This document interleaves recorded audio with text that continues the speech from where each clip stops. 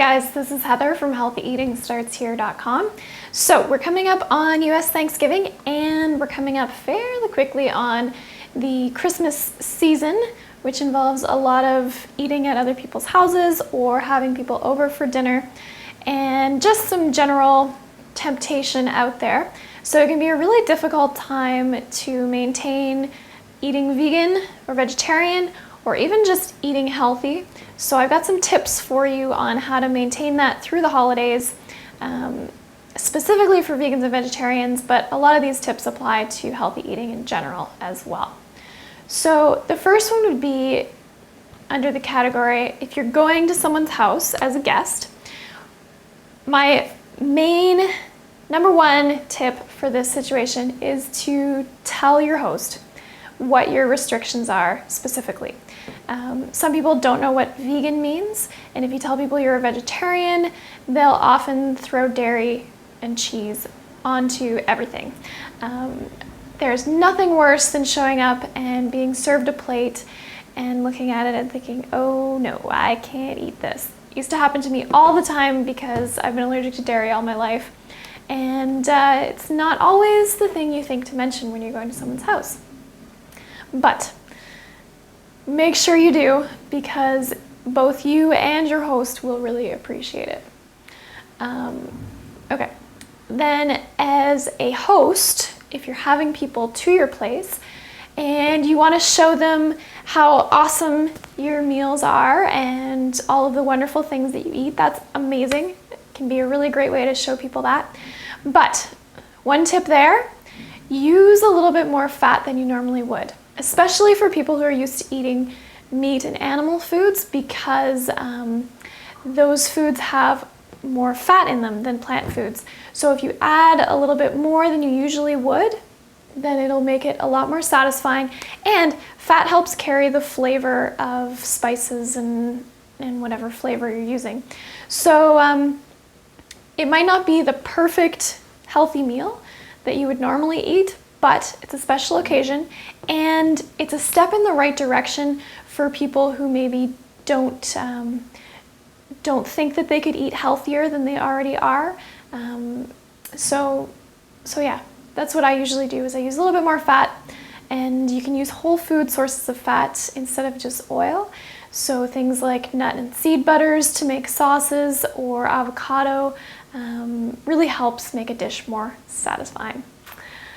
Okay, answering questions about my diet is probably my least favorite part of the holiday meal experience, because you know what's going to happen, especially if you're around people who are not vegan and who are not into healthy eating. You're going to get a lot of questions.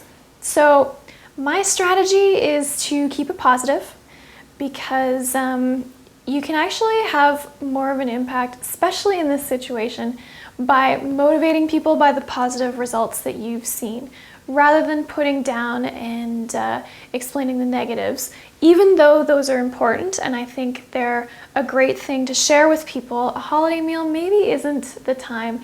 It's about spending time with people you love and sharing something positive. So take that approach with talking about your diet if you can, and talk about all of the great things that you've noticed since you've started eating healthy, or you've started eating vegan, or whatever it is that you've changed in your diet.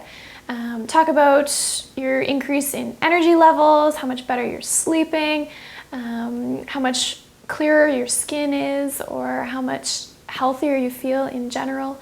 If you can get around more, if your joints are feeling better, stuff like that, share it. It's really, really powerful, and it can help motivate people to change. And even if they don't get it all right then, you don't have to convince them in that specific moment. You can just plant the seed and let it grow. Now, the temptations during the holidays are a totally other story. It can be really difficult to stick to a healthy eating plan when there's chocolate everywhere and cake everywhere and everyone's going crazy with it. So my tip here, I have a few, but I'm just going to share one right now, is to go for what you really, really want. So if you're going to be dreaming about chocolate for the next week, you might want to just take a little piece and indulge right now. Because otherwise you might wind up stuffing yourself full of something else just to try to keep yourself from going to the chocolate. But you know, a little piece, if you keep it in moderation, isn't that bad. And it's the holidays, so you want to enjoy yourself. This is one time of the year where, you know, having a little bit of chocolate might make your evening more enjoyable to spend with your family and friends. So go for it. Don't feel bad, and just keep it in moderation. If it's the animal foods that are your temptation, then my tip there would be to try to make a dish that uses the same flavors as something that you like. So you can marinate some portobello mushrooms and rub them with steak spice if that's your craving. Or if you really enjoy the turkey, you can season some kind of bean dish the same way you would season your turkey, or use tempeh or whatever it is that you can do to make it a little bit similar to the animal version. Now I have a list of some common Thanksgiving dishes that include animal foods that you want to watch out for, and some easy substitutions so that you can make them in a healthy vegan way. That's all posted on the article on my site. I'll post a link below the video, and you can find it at healthyeatingstartshere.com.